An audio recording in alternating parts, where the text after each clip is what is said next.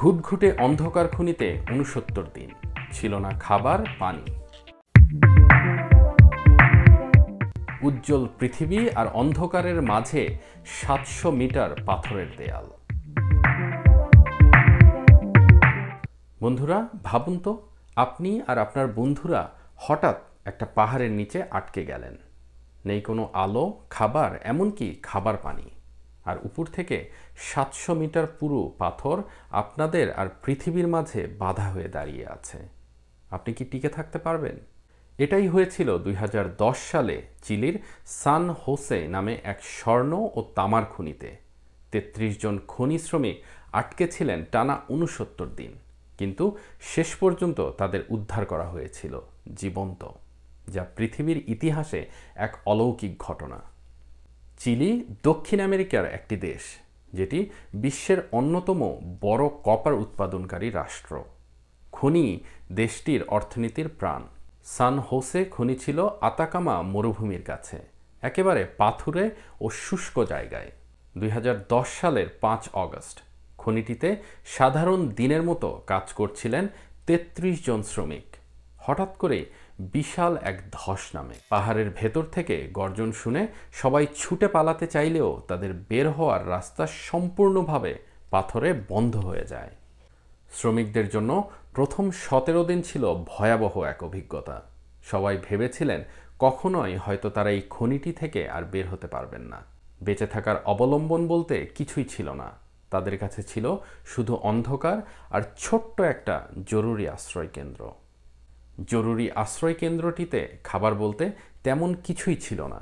ছিল সামান্য কিছু বিস্কুটের প্যাকেট, কিছু টুনা মাছের কৌটা আর কয়েক প্যাকেট দুধ, যা ৩৩ জন শ্রমিকের কয়েকদিন কোনো রকম বেঁচে থাকার সরঞ্জাম।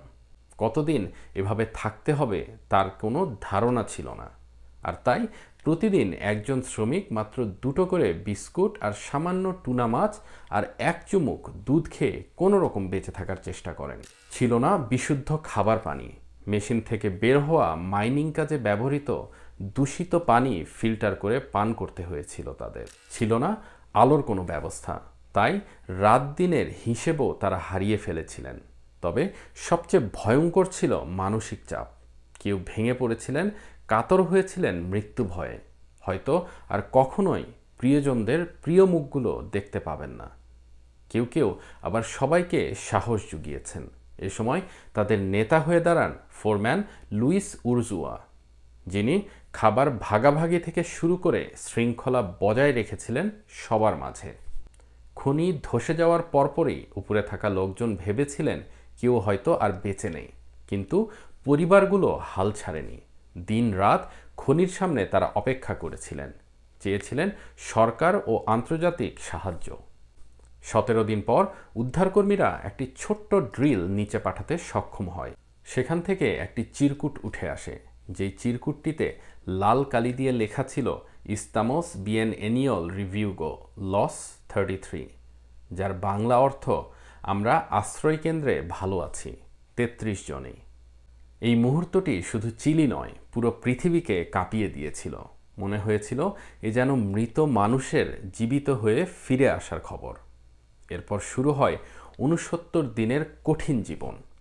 উপরের মানুষরা ছোট পাইপ দিয়ে খাবার, পানি, ঔষধ ও চিঠি পাঠাতে লাগলো। ছোট্ট একটি বৈদ্যুতিক বাতিও পাঠানো হয়েছিল, যাতে আলো থাকে। পরিবারের সদস্যরা হাতে লেখা চিঠি পাঠাতেন, যা পড়ে শ্রমিকরা কাঁদতেন, আবার লড়াই করে যাওয়ার সাহসও পেতেন। একসময় তাদের কাছে ছোট্ট একটি ক্যামেরা পাঠানো হলো। তখন তারা নিজেদের ভিডিও করে পৃথিবীকে দেখালো, আমরা বেঁচে আছি, আমরা লড়াই করছি। এই উদ্ধার অভিযান হয়ে উঠেছিল এক আন্তর্জাতিক চ্যালেঞ্জ। আমেরিকা, কানাডা, দক্ষিণ আফ্রিকা, অনেক দেশ থেকে বিশেষজ্ঞরা এসেছিল। নাসা পর্যন্ত সহযোগিতা করেছিলেন এই উদ্ধার অভিযানে, কারণ এতদিন অন্ধকারে থাকা মানুষের মানসিক চাপ মহাকাশচারীদের মতোই। ৩টি আলাদা ড্রিলিং প্রকল্প শুরু হয়, প্ল্যান এ, প্ল্যান বি এবং প্ল্যান সি। অবশেষে প্ল্যান বি সফল হয়। প্রায় ৭০০ মিটার গভীরে একটি সুড়ঙ্গ তৈরি করা হয়, আর সুড়ঙ্গ দিয়ে নিচে পাঠানো হয় এক বিশেষ ক্যাপসুল ফিনিক্স।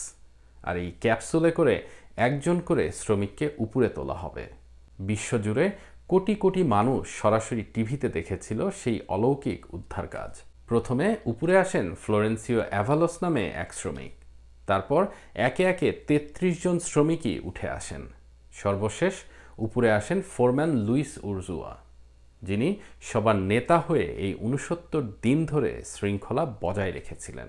পৃথিবীতে এখন পর্যন্ত অনেক মাইন দুর্ঘটনা হয়েছে। চীনে ২০০৯ সালে এক খনি দুর্ঘটনায় ১০০ জনেরও বেশি মানুষ মৃত্যুবরণ করে। রাশিয়ায় একাধিকবার বিস্ফোরণে শত শত খনির শ্রমিক মারা গেছে, কিন্তু কোথাও ৩৩ জন মানুষ এতদিন ধরে আটকে থেকেও সবাই জীবন্ত উদ্ধার হয়নি। তাই চিলিয়ান মাইনার্স রেস্কিউ পৃথিবীর ইতিহাসে একমাত্র সফলতা যেখানে মৃত্যু নয়, জীবনের জয় হয়েছিল। এই ঘটনার সবচেয়ে বড় শিক্ষা হলো, মানুষ একসাথে থাকলে, একে অপরকে সাহায্য করলে যে কোনো অন্ধকার জয় করা যায়। খনি শ্রমিকরা শুধু একে অপরকে বাঁচায়নি, বরং পুরো পৃথিবীকে দেখিয়েছে ধৈর্য আর মানবিকতার প্রকৃত শক্তি।